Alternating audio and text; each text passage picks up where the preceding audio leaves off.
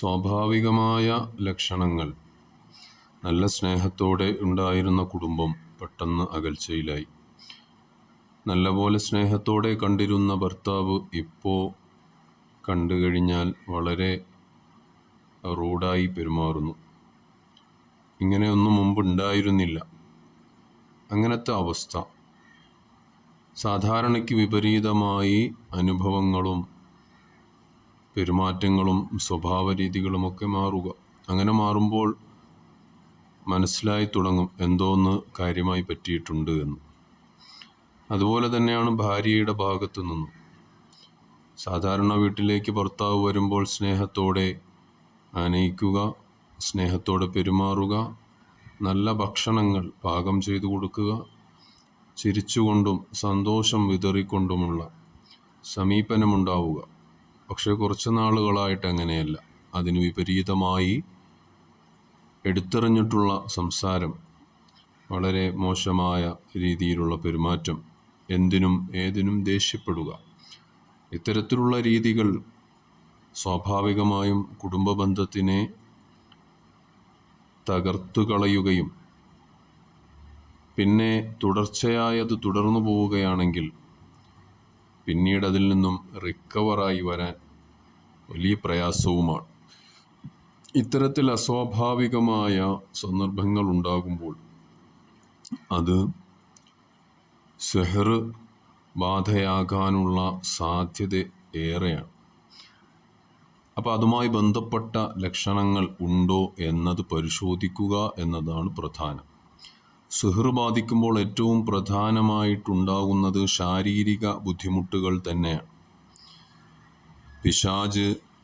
പിശാചിൻ്റെ പ്രവർത്തനം മൂലം ശരീരത്തിന് പ്രയാസങ്ങളും ബുദ്ധിമുട്ടുകളും ഉണ്ടാക്കും. നമ്മുടെ ശരീരത്തിൻ്റെ ഉള്ളിൽ അമിതമായ ചൂട് അനുഭവപ്പെടുക, അമിതമായ ചൂട് ശരീരത്തിൻ്റെ ഉള്ളിൽ അനുഭവപ്പെടുക, ഒരു ഡോക്ടറെ കണ്ട് പെട്ടെന്നൊന്നും പറയാൻ പറ്റാത്തത്ര വിധത്തിൽ ചൂട് അനുഭവപ്പെടുക, തലവേദന.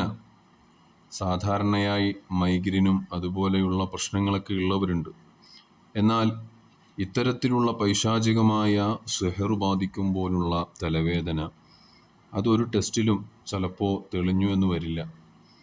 നെഞ്ചിന്, കൈകാലുകൾക്ക്, ശരീരത്തിൻ്റെ പാർശ്വഭാഗങ്ങൾക്ക്, ചില ഭാഗങ്ങൾക്ക് കഠിനമായ വേദനയുണ്ടാവുക. ചിലരിൽ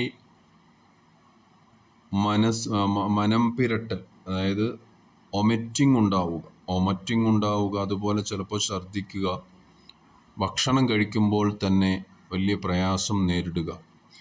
ഇത്തരത്തിലുള്ള ശാരീരികമായ പ്രശ്നങ്ങൾ ഉണ്ടായാൽ അതിൻ്റെ കൂടെ മേൽപ്പറഞ്ഞ അസ്വാഭാവികമായ പെരുമാറ്റങ്ങളുമുണ്ടെങ്കിൽ സിഹ്ർ ആവാൻ ഏറെ സാധ്യതയാണ്. അതിൻ്റെ പ്രതിവിധികൾ അന്വേഷിക്കേണ്ടതാണ്. മാത്രമല്ല, മാനസികമായ പ്രശ്നങ്ങൾ, ലക്ഷണങ്ങൾ, ഡോക്ടർമാരതിനെ ആൻസൈറ്റി എന്നൊക്കെ പറയും. അത് ഒരു ഡിപ്രഷൻ അവസ്ഥയാണ്.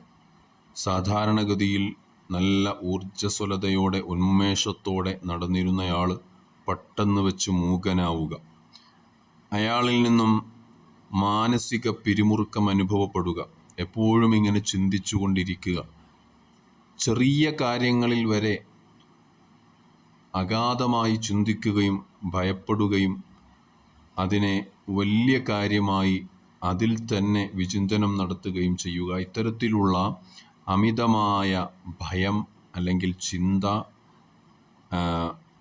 മാനസികമായ പിരിമുറുക്കം, ഇതൊക്കെയും കാണുകയും ഇതിനു പുറമേ മുകളിൽ പറഞ്ഞ അസ്വാഭാവികമായ പെരുമാറ്റവും ഉണ്ടെങ്കിൽ സിഹ്റാവാൻ സാധ്യതയേറെയാണ്.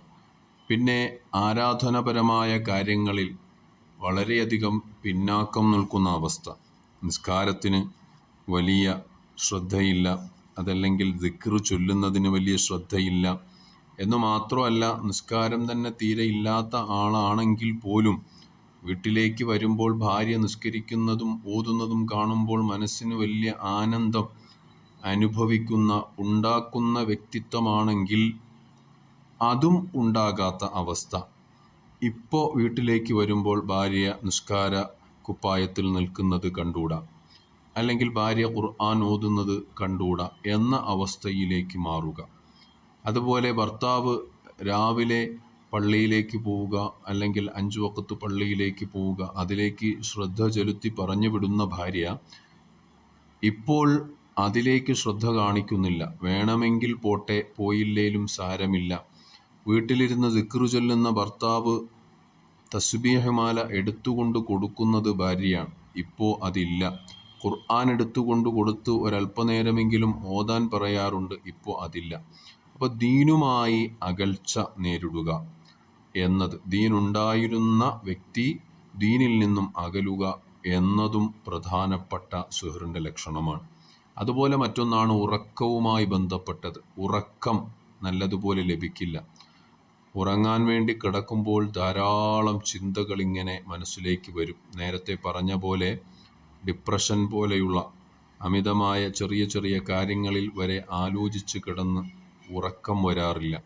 അങ്ങനെ ഉറങ്ങുന്നത് എപ്പോഴോ എത്രയോ സമയത്തിന് ശേഷമാണ്. പക്ഷേ എന്നിരുന്നാലും ആ ഉറക്കം നീണ്ടു നിൽക്കാറുമില്ല. ഇടയ്ക്ക് ഞെട്ടി ഉണരുക, ദുസ്വപ്നങ്ങൾ കാണുക, ഇതിങ്ങനെ സ്ഥിരമായി നമ്മെ ബാധിച്ച് മുന്നോട്ട് പോവുകയാണ് എങ്കിൽ സിഹറിൻ്റെ ലക്ഷണം ആണിവ. അതുകൊണ്ട് തന്നെ സിഹറാവാൻ പ്രത്യേകം സാധ്യതകൾ ഏറെയാണ്. അതിനു വേണ്ടിയുള്ള പ്രതിവിധികൾ കാണേണ്ടതാണ്. അല്ലാഹു സുബ്ഹാനഹു വ തആല നമ്മയും നമ്മുടെ കുടുംബക്കാരെയും നമ്മുടെ ഭാര്യ ഭർത്താക്കന്മാരെയും സിഹറിൻ്റെ എല്ലാ വിപത്തുകളെ തൊട്ടും കാക്കട്ടെ, മാരണങ്ങളെ തൊട്ട് കാത്തു രക്ഷിക്കട്ടെ.